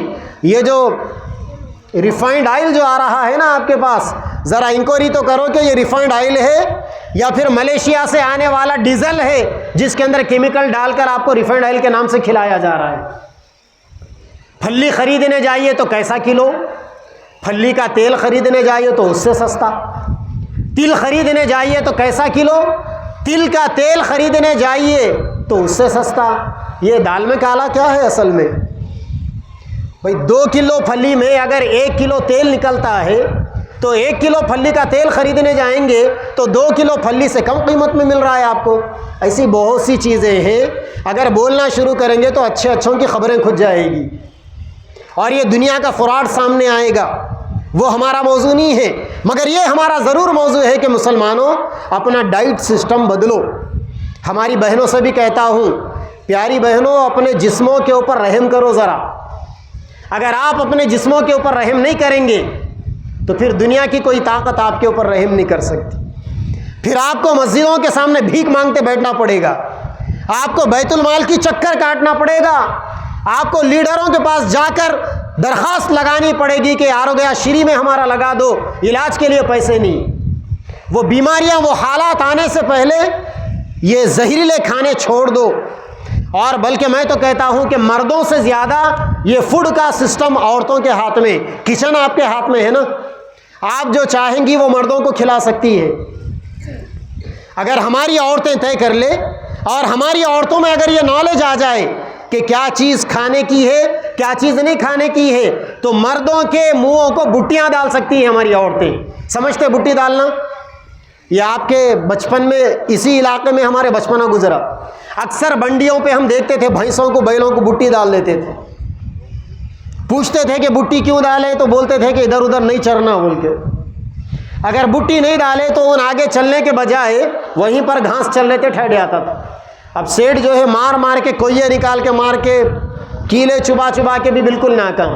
اگر ہماری بہنیں طے کر لے تو مردوں کے منہوں پر بٹیاں ڈال سکتی ہیں، زہریلے کھانے نہیں کھانے کے لیے، آئل فوڈ سے اپنے آپ کو بچانے کے لیے. تو رمضان میں صحیح فائدہ اس وقت ملے گا جب آپ سحری میں آدھا پیٹ کھائیں گے، افطار میں آدھا پیٹ کھائیں گے. اور یاد رکھیں اسلام کی پوری 1400 سالہ تاریخ کے اندر کم از کم مجھے آج تک کہیں یہ بات پڑھنے میں نہیں آئی کہ فلاں آدمی روزہ تھا بھوک کی وجہ سے مر گیا. ایسا کہیں بھی نہیں ملا مجھے. اور ایسا بھی کہیں نہیں ملا کہ فلاں آدمی رات بھر تہجد پڑھتا تھا، قرآن پڑھتا تھا، مر گیا. ایسا بھی کہیں نہیں ملا. سیدنا امام اعظم ابو حنیفہ رحمۃ اللہ علیہ 60 سال تک عشاء کے وضو سے تہجد کی نماز، فجر کی نماز پڑھتے تھے. 60 سال راتوں میں سوتے نہیں تھے. آپ بولیں گے ویسا کیسا؟ تو اس زمانے کے اندر مغرب کی نماز پڑھ کر لوگ آرام کر لیتے تھے 2-3 گھنٹے. 2-3 گھنٹے آرام کے بعد بیدار ہو کر عشاء کی نماز پڑھتے، پھر ساری رات ذکر و اذکار میں، قرآن کی تلاوت میں، تہجد میں گزار کر فجر کی نماز پڑھتے تھے. 40 سال، 60 سال ایسی زندگی گزاری انہوں نے، پھر بھی موت نہیں آئی. فضائل صدقات میں شیخ زکریہ رحمۃ اللہ علیہ نے لکھا، آپ نے اپنے گھروں میں اس کی تعلیم میں پڑھا بھی ہوگا، بہنوں نے سنا بھی ہوگا. پہلے زمانے میں اللہ والے 40 سال عمر ہو جاتی تھی بستر لپٹ کے رکھ دیتے تھے. اب سونے کی عمر ختم، اب عبادتوں کی عمر ہے. اب یو پی کے علاقے کے اندر چلے جائیے، بعض علاقوں میں بعض مسجدوں کے اندر اللہ والوں کے چھوٹے چھوٹے کمرے بنے ہوئے، ایک آدمی بیٹھ سکتا وہ کمرے میں، ایک آدمی ہی بیٹھ سکتا اس میں، کھڑے ہو کے نماز بھی نہیں پڑھ سکتے اس میں. نماز پڑھنے کے لیے پھر باہر آتے تھے. خالی بیٹھنے کے حد تک کا کمرہ، اس کمرے میں سامنے چاقو لگاتے تھے وہ لوگ، دیوار میں اطراف سے چاقو لگا کے ذکر کرتے ہوئے بیٹھتے تھے. اگر نیند کا جھونکا آیا جھٹکے سے ان کا سر جا کے چاقو سے ٹکراتا تھا. سیدھا سیدھا آر پار کی لڑائی ہوتی تھی وہ اپنے نفس کے ساتھ. ایسی انہوں نے زندگیاں گزاری، مگر رات بھر عبادت کرنے سے کبھی کسی کو موت نہیں آئی. ساری زندگی روزہ رکھنے سے کبھی کسی کو موت نہیں آئی. آج تک کوئی روزے میں بھوکا نہیں مرا صاحب. آپ کہیں کو مریں گے، ہم کہیں کو مریں گے. اسی لیے اگر روزے کا صحیح فائدہ اٹھانا ہے تو بھوکا رہ کر. جو بندہ روزے کی حالت میں ڈکار لے رہا ہے اس کو روزے کا فائدہ کبھی نہیں مل سکتا. لکھ کے رکھ لیجئے آپ. روزے کا فائدہ اسی وقت ملے گا جب آپ کو بھوک ستانے لگے. کب سے؟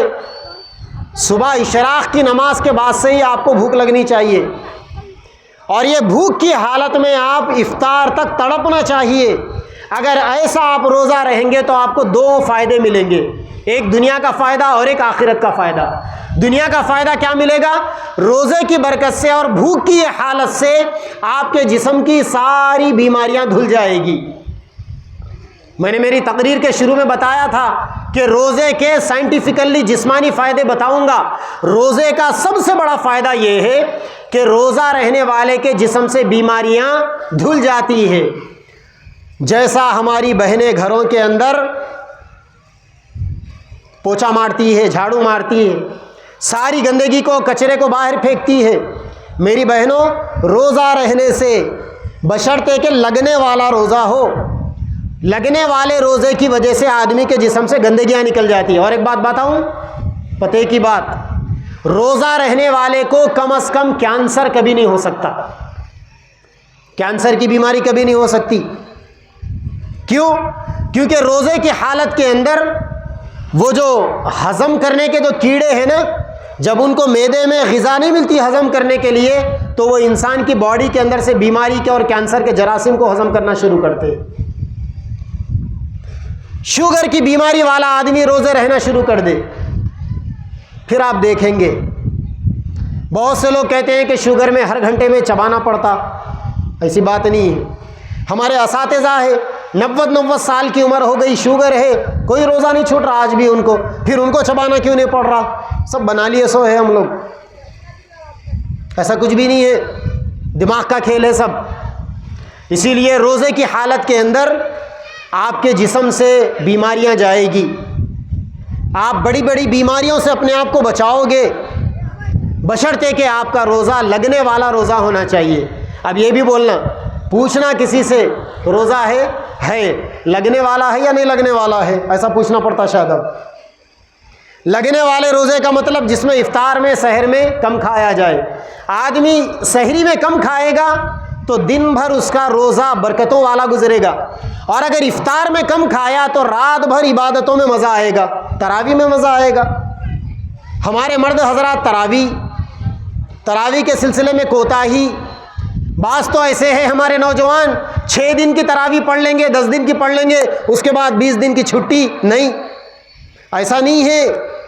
رمضان میں تراویح کی 2 الگ الگ سنتیں ہیں، پورے رمضان میں کم از کم ایک قرآن سننا یہ الگ سنت، چاہے وہ ایک قرآن 10 دن میں سنو، 3 دن میں سنو، 5 دن میں سنو یا پورے مہینے میں سنو، الگ سنت۔ اور پورے رمضان میں تراویح کی دوسری سنت روزانہ 20 رکعت تراویح پڑھنا، یہ الگ سنت۔ اور یہ عورتوں کے لیے بھی ہے۔ ہماری بہنیں ایسا نہ سمجھے کہ محلے کے اندر کسی کے گھر میں تراویح کا اگر انتظام ہے عورتوں کے لیے تو ہمارے لیے تراویح پڑھنا جائز، اگر نہیں ہے تو گھر میں معاف، ایسا نہیں ہے۔ آپ بھی اپنے گھروں کے اندر تراویح پڑھنا ہے، گھر میں پڑھنا ہے، اکیلے پڑھنا ہے۔ اور عورتوں کے لیے تراویح اکیلے پڑھنے کا ثواب زیادہ ہے، جماعت کے ساتھ پڑھنا نہیں ہے۔ اور جماعت میں بھی غیر مردوں کے پیچھے تو بالکل بھی نہیں پڑھنا ہے، وہ چکریں چھوڑ دو۔ عورتوں میں رمضان میں جو عورتوں کی تراویحوں کی جو جماعتیں ہو رہی نا، وہ چکریں بند کرو۔ اگر اسلام میں اس کی اجازت ہوتی تو آپ کو مسجد میں آنے سے کیوں روکتے؟ ساجدہ مسجد میں بلا لیتے۔ اتنے عظیم الشان جلسے کے لیے اتنا بہترین انتظام ہے بہنوں کے لیے، تو رمضان کے 30 دنوں کے لیے تراویح کے لیے ایسا انتظام کر کے ہماری بہنوں کو، ہماری عورتوں کو یہاں بلانا ہمارے نوجوانوں کے لیے کون سی بڑی بات تھی؟ خرچ کر لیتے تھے اگر لاکھوں روپے بھی ہو۔ شریعت اجازت نہیں دیتی، اسلام اجازت نہیں دے رہا اس کی۔ لہٰذا جب آپ کو مسجد میں آ کر تراویح پڑھنے کی اجازت نہیں ہے تو کسی کے گھر کے اندر کسی مرد حافظ صاحب کو بلا کر تراویح پڑھنے کی اجازت کیسے مل سکتی ہے؟ حضرت تھانوی رحمۃ اللہ علیہ بڑے اللہ والے گزرے، حضرت نے فرمایا کہ عورتوں کا کسی جگہ پر جمع ہو کر تراویح پڑھنے کے بڑے نقصانات ہیں۔ اس میں سے ایک نقصان بڑے مزے کا بتایا حضرت نے ایک مزے کا نقصان یہ بتایا کہ جو حافظ صاحب تراویح پڑھانے آتے نا، مسجد میں اگر وہ نماز پڑھائے تو ان کے قرات کا اسٹائل الگ رہتا، عورتوں میں آ کے پڑھائے تو اسٹائل چینج ہو جاتا ہے۔ کئی کو بولے تو سننے والے چینج ہو گئے۔ رسپانس کی امید ہوتی ہے آدمی کو۔ میں اپنی بات نہیں بول رہا ہوں، حضرت مجدد ملت حکیم الامت مولانا اشرف علی تھانوی رحمۃ اللہ علیہ نے لکھی یہ بات۔ معمولی آدمی نہیں تھے، دنیا نے ان کو حکیم الامت کا لقب دیا۔ حکیم الامت کا مطلب امت کی دینی بیماریوں کا علاج کرتے تھے وہ۔ حکیم ڈاکٹر کو کہتے ہیں اصل میں، دینی ڈاکٹر تھے وہ، دینی ڈاکٹر۔ ایسا بہترین پرماننٹ علاج کیا انہوں نے، اگر اس کے اوپر عمل کر لیں بیڑا پار ہو جائے گا۔ اسی لیے بہت پہلے میں نے کہا تھا کہ فنکشن ہالوں کے اندر مردوں کی تراویحوں کا انتظام مت کراؤ۔ لوگ میرے اوپر فتویٰ لگانے لگے، اپنے ہی لوگ بولنے لگے اپنی برادری کے، مفتی صاحب بہت سخت آدمی ہے۔ اپن ویسے ہی بدنام ہے، سخت آدمی، ہر چیز میں بدنام ہے، بیان میں بدنام ہے، دین میں بدنام ہے، سیاست میں بدنام ہے، ہر جگہ بدنام ہے مفتی صاحب۔ چلو اچھا ہے، بدنام ہوا تو نام تو ہوا، بدنام ہوا تو نام تو ہوا۔ ویسا بھی بدنام ایسا بھی بدنام. اب کے الیکشن میں تو زبردست بدنام ہوئے اپن. سی ایم کے پاس بھی اپنا نام پہنچا, اپوزیشن لیڈر کے پاس بھی نام پہنچا. ون سائڈ جانے والے ایک ہی طرف گئے, یہ بدنام ہونے والا دو طرف بھی ہے الحمدللہ. اپنے 20 انگلیاں گھی میں سر کڑھائی میں ہے الحمدللہ, تیر رہے بس. بہرحال میں نے بہت پہلے کہا تھا کہ فنکشن ہالوں میں تراویح کا اہتمام مت کرو, لیکن آج آپ اپنی آنکھوں سے دیکھ رہے ہیں مسجدیں ویران ہو رہی ہے, مسجدوں میں مصلیاں کم ہو رہے ہیں, فنکشن ہالوں میں بھیڑ جمع ہو رہی. شریعت اجازت دیتی ہے, شریعت اپنی جگہ پر, لیکن امت کا مزاج بھی دیکھنا چاہیے. اب ہمارے نوجوانوں کا مزاج ایسا بن گیا, ہمارے بھائیوں کا مزاج ایسا بن گیا, فلاں فنکشن ہال میں 10 دن پڑھ لیے, اس کے بعد 20 دن کی تراویح کی چھٹی. انا للہ و انا الیہ راجعون. میرے بھائیوں, آپ کو معلوم ہونا چاہیے تراویح کے ایک سجدے کے بدلے میں 1 سال کی عبادت کا ثواب ملتا ہے. تراویح کے ایک سجدے پر 1 سال کی عبادت کا ثواب ملتا ہے. 20 رکعت روزانہ تراویح پڑھو, جنت میں اللہ 20 محل آپ کے لیے بنائیں گے. آپ نے 20 دن تراویح کو چھوڑ دیا, 10 دن پڑھ کر کتنا بڑا نقصان آپ اپنا کر رہے ہو. اسی لیے ہمیں سوچنے کی ضرورت ہے, اس ماحول کو ختم کرنے کی ضرورت ہے.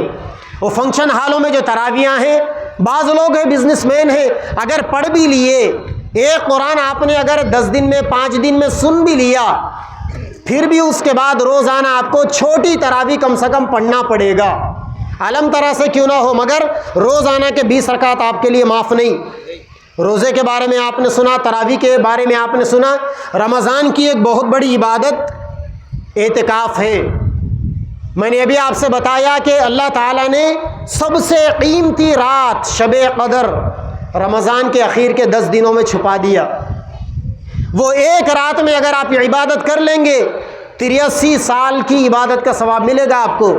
اور ہم میں سے 83 سال کتنے لوگ زندہ رہیں گے کوئی گارنٹی نہیں, مگر ہماری زندگی میں اگر 10 سال بھی ہم نے رمضان میں شب قدر کو پا لیا, عبادت کر لی, تو 830 سال عبادت کرنے کا ثواب ہمارے نام اعمال میں لکھا رہے گا. یہ صرف 10 راتوں کا ثواب 830 سال کی عبادتوں کے برابر. اتنی بڑی عمر کس کی ہے صاحب؟ 830 سال کی عمر کس کی ہے؟ زمانہ کتنی تیزی سے گزر رہا ہے. وہ پرانے زمانے میں لوگوں کی عبادتیں ہوتی تھی. ایک چھوٹا سا واقعہ سنا کر اپنی بات کو ختم کروں, 10:30 بجنے والے. سیدنا موسیٰ علیہ السلام ایک دفعہ راستے سے گزر رہے تھے. جھاڑ کے نیچے ایک بڑھیا روتے بیٹھی تھی. بوڑھی عورت رو رہی تھی. حضرت نے پوچھا کہ اماں جان کیوں رو رہی ہو؟ کہنے لگی کہ میرا جوان بیٹا مر گیا ہے, اس کے غم میں رو رہی ہوں. تو حضرت نے کہا کہ کیا عمر تھی بچے کی آپ کی؟ تو کہنے لگی 300 سال عمر تھی. کتنی عمر؟ خالی 300 سال. خالی 300 سال کا مطلب سمجھتے؟ بینکوں کے اندر جو چیک ہوتے نا, اگر 100 کروڑ کا بھی اگر چیک ہے تو 100 CR لکھنے کے بعد بازو میں اونلی لکھا جاتا. کیا مذاق ہے یہ؟ 100 کروڑ لکھنے کے باوجود بھی بازو میں اونلی لکھا جا رہا. صرف 1000 کروڑ روپے لکھے ہوئے ہیں, بازو میں لکھا ہوا ہے اونلی, صرف. ارے اللہ, یہ 1000 کروڑ صرف ہے, یہ تو پھر زیادہ کیا ہے؟ زیادہ کیا ہے؟ تو اسی طریقے سے سیدنا موسیٰ علیہ السلام نے پوچھا اس اماں جان سے, کہنے لگی بچے کی عمر خالی 300 سال کی تھی. موسیٰ علیہ السلام نے کہا اماں, آخر زمانے میں ایک ایسی امت آنے والی ہے جن کی پوری عمر 60 سال ہوگی خالی. تو وہ بڑھیا اپنے بیٹے کے غم کو بھول گئی اور کہنے لگی کہ بیٹا, اگر وہ زمانے میں میں ہوتی نا تو کسی جھاڑ کے نیچے بیٹھ کر اللہ اللہ کر کے 60 سال نکال دیتی تھی. اور ہم لوگ یہ 60 سال میں سب شوقاں پورے کر رہے ہیں. دل ایسا لگایا جینے میں, مرنے کو مسلمان بھول گئے. یہ حالت ہے ہماری. دل ایسا لگایا جینے میں, مرنے کو مسلمان بھول گئے. 60 سال میں ہی سب کچھ کرنا ہے. اور بلکہ آج تو زمانہ اتنا اپڈیٹ ہو گیا, 5G ہے نا, جوانی میں ہی سب کچھ کر لے رہے لوگ. قطر کے بادشاہ تھے, ابھی نہیں ہے، ان کے بیٹے ہیں. اب قطر کے بادشاہ تھے، ان کے جوان سال بیٹے کا ایکسیڈنٹ میں انتقال ہوا. کیا عمر تھی بچے کی؟ 16 سال. 16 سال کے بچے کا ایکسیڈنٹ میں انتقال ہوا. بادشاہ کا بیٹا تھا، لے جا کے دفن کر دیے. ایک کسی انون پرسن نے وہاں کی سپریم کورٹ میں کیس ڈالا. کیس یہ ڈالا کہ ہم میں سے جو بھی مرتا ہے ایکسیڈنٹ میں اس کا پوسٹ مارٹم ہوتا ہے، بادشاہ کے بیٹے کا پوسٹ مارٹم کیوں نہیں ہوا؟ کیا یہاں پر دو قسم کا قانون سب کے لیے ایک ہونا چاہیے؟ چنانچہ سپریم کورٹ کے اندر کیس چلا اور جج صاحب نے، مفتی صاحب نے فیصلہ دیا کہ میت کو قبر سے نکال کر پوسٹ مارٹم کیا جائے. جب میت کو قبر سے نکالا گیا تو میت کی جو حالت تھی اس کا ویڈیو وائرل ہوا تھا باضابطہ. 90-100 سال کے بوڑھے سے زیادہ بدتر حالت تھی 16 سال کے نوجوان کی. یعنی اس کے اوپر قبر میں عذاب شروع ہو چکا تھا، فرشتوں کے ہتھوڑے برسنا شروع ہو گئے تھے. اللہ تبارک و تعالیٰ نے یہ قدرت دکھائی، یہ جلوہ دکھایا. جب بادشاہ کو اطلاع کی گئی، بادشاہ نے کہا کہ قبر کو بند کرو، کیس کو کلوز کرو، آ جاؤ. لوگ گئے بادشاہ کے پاس، کہنے لگے کہ بادشاہ سلامت، 16 سال کا نوجوان تھا نا، ایسی کیا غلطی کیا تھا جو اس کو قبر کے اندر ایسا عذاب دیا گیا؟ بادشاہ نے کہا دنیا کا کوئی شوق ایسا نہیں تھا جس کو اس نے پورا نہیں کیا تھا. 16 سال کی عمر میں 16 سال کی عمر میں محمد ابن قاسم رحمۃ اللہ علیہ نے اس ملک کو فتح کیا تھا. اور 16 سال کی عمر میں اس دور کا نوجوان کوئی ایسا شوق نہیں ہوتا جس کو وہ پورا نہیں کرتا. اسی لیے میرے بھائیوں، پیاری بہنوں، ہم دنیا میں شوق پورا کرنے کے لیے نہیں آئے، ہم اپنے شوقوں کو مارنے کے لیے دنیا میں آئے. ہمارے شوق تو انشاءاللہ موت کے بعد شروع ہوں گے، اور ہمارے شوق ایسے چھوٹے موٹے شوق نہیں ہیں. ہم بڑے شوق کریں گے جس کے لیے ہمیں انلیمیٹڈ لائف چاہیے. چھوٹی زندگی کے اندر کیا شوق ہے؟ چھوٹی زندگی کے اندر کیا شوق؟ جوانی کا شوق بڑھاپے میں نہیں کر سکتا آدمی. ایک صاحب آپ کی ریاست کے سی ایم تھے، یہاں کے، گئے امریکہ جا کر 22 سال کے نوجوان کا خون چڑھا لے کے آئے. ہمارے اسٹیٹ کے سی ایم تھے، وہ امریکہ جا کر 22 سال کے نوجوان کا گرم خون چڑھا کر آئے. آنے کے بعد نوجوانوں نے ان سے کہا، لوگوں نے ان سے پوچھا صاحب کیسا فیل کر رہے ہیں آپ؟ 22 سال کے نوجوان کا خون آ گیا آپ کے اندر. کہنے لگے کہ صاحب تیل نیا ہے لیکن باڑی وہی پرانی ہے. تو اب 22 سال کے نوجوان کا لگا لو، آپ کچھ بھی لگا لو، ٹھنڈے پڑنے کے بعد ٹھنڈے ہی ہونے والے ہیں. گرمی آنے کا سوال ہی پیدا نہیں ہوتا. اسی لیے اگر انہی ٹائم گرم رہنا چاہتے ہو تو رمضان کے روزے رکھو. یعنی صحت مند رہنا چاہتے ہو تو رمضان کے روزے رکھو، اور رمضان کو اللہ کی محبت میں گزارو، اللہ کی عبادتوں میں گزارو. بہنوں سے گزارش ہے کچن کے دھندوں کو کم کرو، اپنے لیے وقت دو. پیاری بہنوں، آپ لوگ تہجد میں 1 گھنٹہ پہلے مردوں سے پہلے اٹھ جاتی ہو، لیکن 2 رکعت تہجد نہیں پڑھتے آپ. ہماری عورتوں کا بڑا احسان ہے گھر کے مردوں کے اوپر، سب کو تہجد میں جگاتی ہے، کھانا بنا کر ہماری بہنیں کھلاتی ہے، مگر اپنے اوپر بھی رحم کرو. ایک 5-10 منٹ اپنی تہجد کے لیے نکالو، دعاؤں کے لیے نکالو. اور گھروں کے اندر شام کے کھانے ظہر کے بعد پکوان کر لو. عصر کے بعد کوئی شاپنگ نہیں، کوئی افطاری نہیں.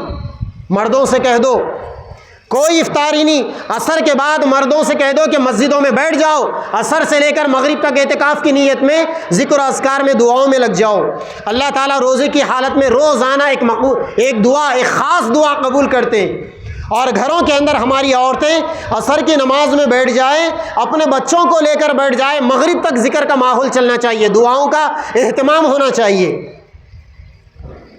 یہ کیا مسخرہ پن ہے؟ افطاری کی چکر میں، افطار پارٹیوں کی چکر میں، افطار بنانے کی چکر میں، کھانا پکانے کے چکر میں، دعوتیں دینے کے چکر میں ہم رمضان کا 1 منٹ ساری زندگی کے ہزاروں سالوں پر بھاری. ایسے قیمتی رمضان کو ہم لوگ ضائع کر رہے ہیں، اللہ سے دور ہونے کا سامان کر رہے ہیں. پھر کہاں سے اللہ کی محبت آئے گی؟ کہاں سے مزہ آئے گا؟ ہمارے بعض اللہ والے ایسے تھے، باضابطہ چاند دکھتے ہی رمضان کا بول دیتے تھے، اب کوئی میرے قریب نہیں آنا، جو بات کرنا ہے اگر زندگی باقی رہی تو رمضان کے بعد. پورا مہینہ گزر جاتا تھا، کسی سے بات نہیں کرتے تھے. بات کرنے کی جگہ قرآن کی تلاوت کرتے تھے۔ اسی لیے میرے بھائیوں سے گزارش ہے، آخری بات بہنوں سے گزارش ہے، قرآن کی تلاوت کیجئے۔ کتنے قرآن پڑھیں گے آپ، یہ چیزیں معنی رکھنے والی ہیں۔ کثرت سے قرآن کی تلاوت کیجئے۔ شیخ الحدیث زکریا صاحب رحمۃ اللہ علیہ کے خاندان کی عورتیں رمضان میں روزانہ 15 پارے ہر عورت پڑھتی تھی، پورے کام کاج کرتے تھے۔ آج کل کی عورتوں کا کام بہت آسان ہو گیا، چکھیوں کی جگہ گرینڈر آ گیا، ہاتھ سے کپڑے دھونے کی جگہ واشنگ مشین آ گئی، بہت سے گھروں کے اندر جھاڑو کی جگہ پر مشین آ گئی، سہولتیں ہو گئی۔ لیکن پچھلے زمانے کے اندر وہاں لکڑی کے چولہے ہوتے تھے، یا گیس کے چولہے آ گئے، لائٹر مارو آگ لگ جائے گی۔ زندگی میں سہولتیں آ گئی، اس کے باوجود ہماری بہنوں کو اگر قرآن پڑھنے ٹائم نہیں مل رہا تو پھر افسوس کی بات ہے۔ اگر ہمارے مرد حضرات کاروبار سے وقت نہیں نکال سک رہے ذکر و اذکار کے لیے، عبادتوں کے لیے، اعتکاف کے لیے، قرآن کے لیے، تو پھر بڑے نقصان کی بات ہے۔ اسی لیے 1 مہینے کے لیے اگر دکان ہے، کاروبار ہے، شیڈول طے کر لو۔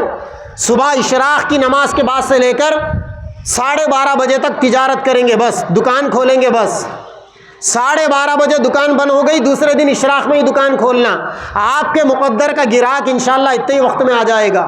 اور ایک سب سے آخر بات، پتے کی بات، رمضان کا مہینہ شاپنگوں کے لیے نہیں ہے۔ اور ایک بات یاد بھی رکھیں، میرے نبی نے پوری زندگی میں کسی ایک عید میں نیا جوڑا کپڑا کبھی نہیں پہنا میرے نبی نے۔ عید کی سنتوں میں سنت کیا ہے؟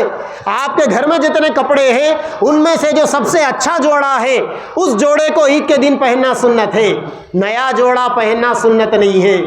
میرے نبی نے اپنی زندگی میں کبھی نہیں پہنا، تو میرے اور آپ کے لیے وہ نیا جوڑا کیا معنی رکھتا ہے؟ اسی لیے رمضان کا مہینہ شاپنگوں کے لیے نہیں ہے۔ جو شاپنگ اگر کرنا بھی ہے ابھی کر لو، 10-12 دن باقی ہے۔ اور رمضان کا مہینہ منہ کے مزے، زبان کے مزے پورا کرنے کا نہیں۔ بہت سے ہمارے بھائی ہیں یہاں سے شاہ غوث کی حلیم کھانے حیدرآباد جا رہے ہیں، ظہر کے بعد نکل رہے ہیں یہاں سے، نمازیں بھی ہو رہی نہیں ہو رہی اللہ بہتر جانے، شاہ غوث کی حلیم کھا کے وہاں سے نکل رہے ہیں، آ کے سحری کرنا ہے، تراویح گول، عشاء کی نماز گول، اللہ معاف کرے۔ اتنی غفلتوں کے ساتھ اگر ہم رمضان گزاریں گے، نبی کی بددعا ہمارا پیچھا کر رہی ہوگی۔ نبی کو ناراض کر کر، نبی اور جبریل امین کی بددعا کو لے کر کوئی آگے نہیں بڑھ سکتے۔ نوجوانوں سے بھی میری گزارش ہے، نوجوانوں اپنا وقت مسجدوں میں گزارو رمضان کا۔ مردوں سے گزارش ہے کہ اپنا وقت مسجدوں میں گزارو رمضان کا، اور مسجدوں میں موبائلوں پر چغلیاں کرتے ہوئے، اس کی گاتے ہوئے مت گزارو، قرآن پڑھتے ہوئے گزارو، یا کم از کم سو جاؤ، جا کے اعتکاف کی نیت سے سو جاؤ، ثواب ملے گا انشاءاللہ۔ لیکن روزے کی حالت میں اپنی زبان کا استعمال، کانوں کا استعمال، آنکھوں کا استعمال، اگر ہمارے نوجوانوں نے، ہمارے مردوں نے، عورتوں نے رمضان میں اگر موبائل پر کنٹرول کر لیا، 1 مہینہ اگر اپنے ڈاٹے کو اگر بند کر لیا، تو آنکھوں کے ہزاروں گناہوں سے بچ جائیں گے آپ۔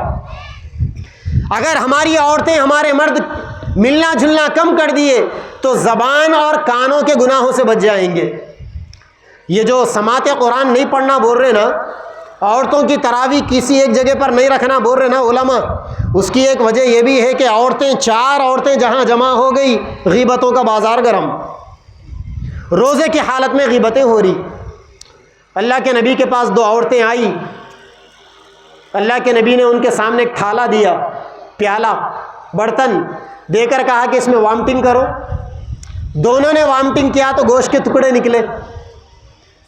حیرت میں پڑ گئی وہ 2 عورتیں کہ یا اللہ یہ کیا ماجرا ہے، آج روزے سے ہے ہم لوگ، سحری میں گوشت تو کھائے نہیں، مگر وامٹنگ کرنے سے گوشت کیسے نکلا؟ اللہ کے نبی نے فرمایا، قرآن میں اللہ نے نہیں بتایا غیبت کرنے کا مطلب کسی مسلمان کا مردار گوشت کھانا ہے، تم نے روزے کی حالت میں دوسری بہن کی غیبت کی، اللہ تعالیٰ نے مثال بتا دیا۔ اسی لیے رمضان میں روزے رکھ کر اگر غیبت کرو گے، کانوں کا غلط استعمال، کسی کی غیبت سنو گے، گانے سنو گے، میوزک سنو گے، آنکھوں کا غلط استعمال کرو گے، ہاتھ اور پیر کا غلط استعمال کرو گے، دل اور دماغ کا غلط استعمال کرو گے، تو روزے کا فائدہ کہاں سے آئے گا؟ اللہ کے نبی نے فرمایا، اللہ تعالیٰ کہتا ہے جو بندہ روزے رکھ کر گناہوں سے نہیں بچتا، اس کے بھوکا رہنے سے مجھے کچھ لینا دینا نہیں۔ خالی بھوکا رہنا ہے بس، فاسٹنگ ہے وہ، اس سے کچھ ملنے والا نہیں۔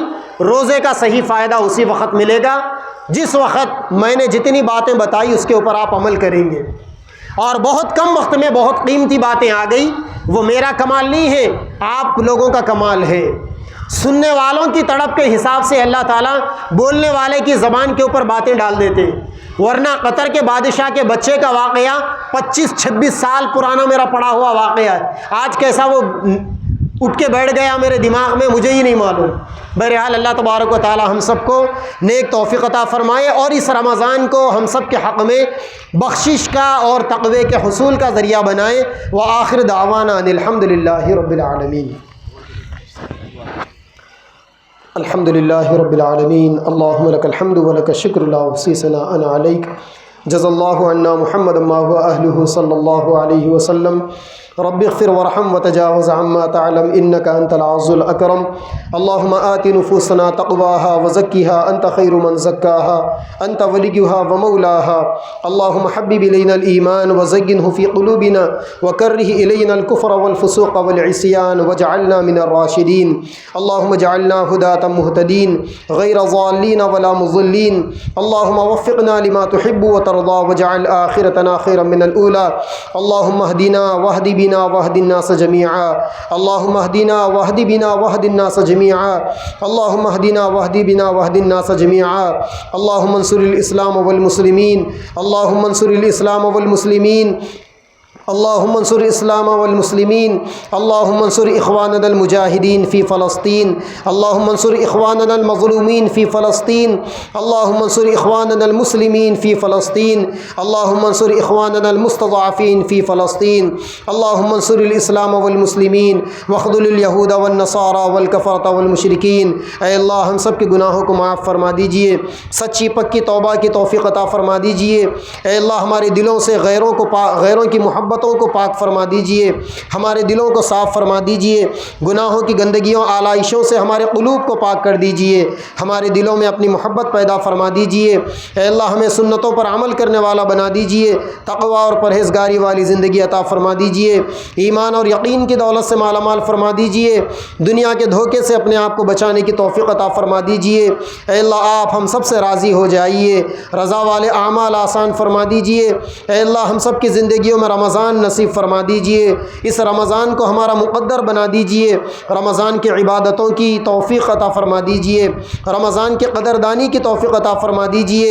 اے اللہ غفلتوں بھری زندگیوں سے سچی پکی توبہ کی توفیق عطا فرمائیے، گناہوں والی معصیتوں والی زندگیوں سے توبہ کی توفیق عطا فرما دیجئے، اپنی رضا والے اعمال آسان فرما دیجئے، رمضان میں روزہ اور قرآن کی تلاوت کا اہتمام کرنے کی توفیق عطا فرمائیے، رمضان میں صدقہ خیرات کرنے کی توفیق عطا فرما دیجئے، غریبوں کی غمخواری کرنے کی توفیق عطا فرما دیجئے۔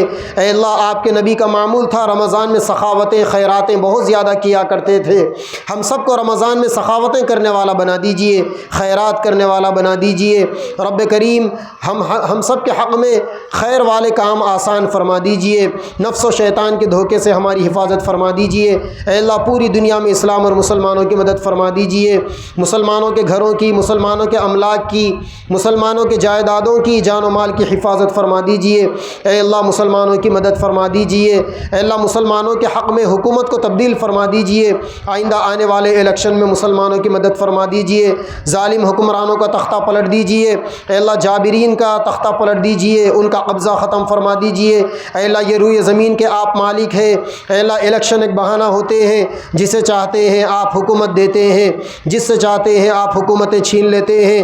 اے اللہ دنیا کے اندر موجودہ ظالم حکمرانوں سے بڑے ظالم بھی گزرے ہیں، ان سے بڑے فرعون بھی گزرے ہیں، آپ نے ان کی فرعونیت کا تختہ پلٹ دیا، آپ نے ان کے ظلم کا خاتمہ فرما دیا، آج روئے زمین سے آپ نے ان کا نام و نشان مٹا دیا۔ اے اللہ موجودہ ان فتنوں کا بھی نام و نشان مٹا دیجئے، اے اللہ ان ظالموں کا بھی نام و نشان مٹا دیجئے، اے اللہ ان کا تختہ پلٹ دیجئے۔ اے اللہ مسلمانوں کے حق میں اور اس ملک کے پسماندہ لوگوں کے حق میں، پچھڑے طبقات کے حق میں، اس ملک کے آدیواسیوں کے دلتوں کے حق میں ایسے لیڈروں کو منتخب فرما دیجئے جو ملک کے اندر امن اور سکون، بھائی چارگی کی باتیں کرنے والے ہو، نفرتوں پر پانی ڈالنے والے ہو، محبتوں کی دکان کھولنے والے ہو، محبتوں کو عام کرنے والے ہو۔ اے اللہ ہم سب کے حق میں خیر کے فیصلے فرما دیجئے۔ پیارے اللہ یہاں ہمارے بوڑھے حضرات، بڑے بزرگ حضرات بھی موجود ہیں، نوجوان بھی موجود ہیں، معصوم بچے بھی ہاتھ اٹھائے ہوئے ہیں، پیاری بہنیں بھی دامن پھیلائی ہوئی ہے۔ اے اللہ ہم سب کی مرادوں کو پوری فرما دیجئے، ہمارے اٹھے ہوئے ہاتھوں کو رد نہ فرمائیے۔ اے اللہ ہماری بگڑی بنا دیجئے، ہمارے دامنوں کو بھر دیجئے، ہماری دعاؤں کو قبول فرمائیے، بیماروں کو صحت دے دیجئے، پریشان حالوں کی پریشانیوں کو دور فرما دیجئے۔ اے اللہ مسلمان روزگار میں پریشان ہیں، مسلمانوں کو حلال روزی روٹی کے اسباب پیدا فرما دیجئے، مسلمانوں کی تجارتوں میں برکتیں دے دیجئے، اولاد میں برکتیں دے دیجئے، کمائیوں میں برکتیں دے دیجئے، رشتوں میں، خاندانوں میں، عمروں میں، اوقات میں برکتیں دے دیجئے۔ اے اللہ ہمارے نسلوں کے دین و ایمان کی حفاظت فرمائیے۔ اے اللہ ہم سب کے دلوں کی مرادوں کو آپ بہتر جانتے ہیں، ہماری خواہشات کو بہتر جانتے ہیں۔ پیارے اللہ ہم بہت چھوٹی سوچ والے ہیں، مختصر انداز میں مانگنے والے ہیں۔ اے اللہ جو مانگا ہے اسے بھی عطا فرما دیجئے، جو مانگنے سے بہت کچھ رہ گیا ہے اپنے خزانے غیب سے دے دیجئے، اپنے قبضہ قدرت سے ہماری ضرورتوں کو پورا فرما دیجئے، ہمارے مرحومین کی قبروں کو نور سے بھر دیجئے، ہماری دعاؤں کو اپنے فضل و کرم سے قبول فرمائیے۔ وصلی اللہ تعالی علی خیر خلقہ سیدنا و مولانا محمد وعلی آلہ واصحابہ اجمعین برحمتک یا ارحم الراحمین والحمد للہ رب العالمین۔